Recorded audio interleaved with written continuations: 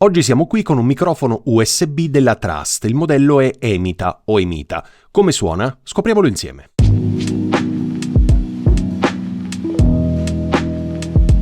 Oggi siamo qui con un microfono USB della Trust. Non so se hai visto un video sul mio canale, se non l'hai visto vallo a vedere, dove provavo un microfono della Trust da 4,99 € e suona tutto sommato decente. Per il prezzo, ovviamente. Oggi sono qui con un microfono USB, sempre della Trust, il cui modello è Emita o Emita, non so come si pronunci, quindi chiedo scusa al signor Trust. Partiamo con la descrizione di questo microfono. Che cosa c'è nella confezione? C'è una valigetta rigida, c'è ovviamente il microfono, c'è il ragno, c'è il cavo, c'è lo stand molto pesante, questo mi ha sorpreso parecchio, è quello che stai vedendo adesso, c'è la spugna e c'è un pop filter, diciamo quello il classico col braccio regolabile con il nylon davanti.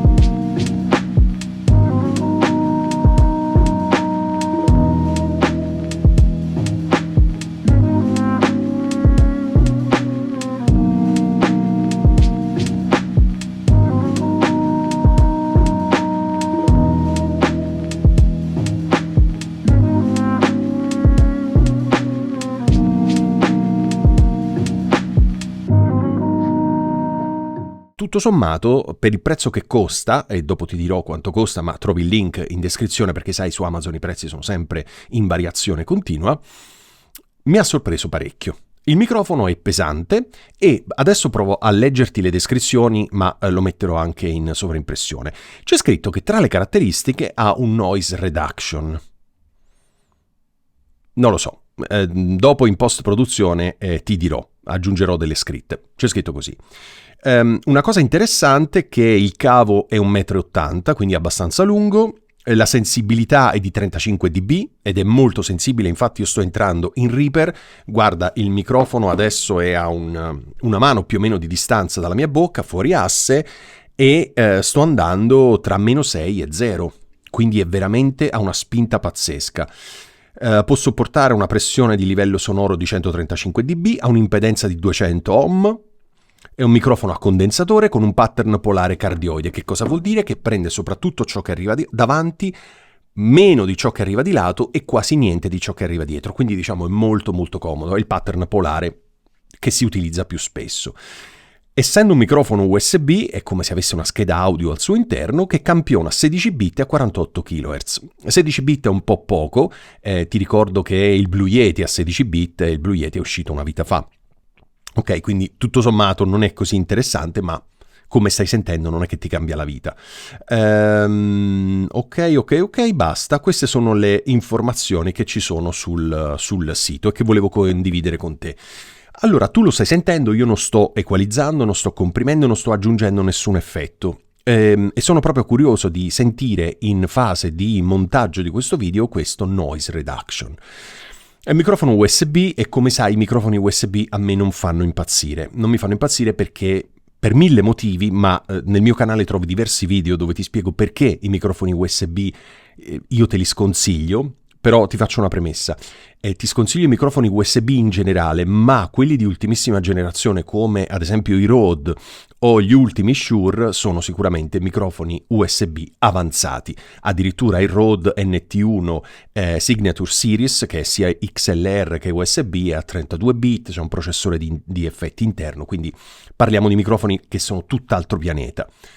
Questo qui è un microfono USB di vecchia concezione, ma ti dico la verità, nei test che ho fatto mi ha abbastanza sorpreso. Mi ha abbastanza sorpreso perché ha una spinta molto forte e il suono è abbastanza interessante, abbastanza scuro come piace a me. Questo microfono costa circa 90 euro. Non riesco a essere più preciso perché lo sai, su Amazon i prezzi fluttuano parecchio. Ti consiglio di comprare questo microfono? Allora dipende. Trust secondo me lavora bene. Ora non so se su tutti i prodotti oppure solo su alcuni, ma ti avevo già ricordato all'interno di questo video quel microfonino da 5 euro che tutto sommato per costare 5 euro suonava assolutamente benissimo. Per 5 euro ottimo. Questo microfono costa 90 euro, quindi costa sicuramente di più, ma magari su Amazon lo trovi anche in offerta, eccetera. 90 euro è un prezzo abbastanza competitivo perché nel mercato attuale ci sono tantissimi microfoni che hanno un costo simile, per cui non mi sento di consigliartelo comprandolo a prezzo pieno. Se lo trovi usato, sicuramente può essere un buon microfono perché è molto resistente, molto pesante, a differenza per esempio del Neewer NV700, 800, insomma non mi ricordo la sigla, ma quello classico USB che hanno un po' tutti. Ecco, quello pesa niente, questo qui è pesante. Il suono del Neewer è freddo, metallico, molto stridente, questo qui invece è un suono molto più caldo e avvolgente, sempre in relazione al prezzo, non mi fraintendere.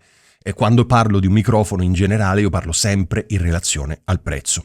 Ok, non ti sto dicendo che è il microfono migliore del mondo, ti sto dicendo che per quella cifra ci sono tanti microfoni che suonano malissimo, ma ci sono alcuni microfoni che suonano bene e questo qui mi sento di metterlo appunto nella lista dei microfoni che suonano bene in relazione al prezzo ancora una volta. Bene, credo che sia tutto per questo video, fammi sapere se questo microfono ti piace come suona e se vuoi posso fare un video di comparazione con il Blue Yeti per esempio o adesso non ricordo quali altri microfoni USB ho in questo momento in studio perché come sai li compro, li testo, poi li rivendo perché ovviamente devo rifinanziare strumenti su questo canale per poter fare recensioni.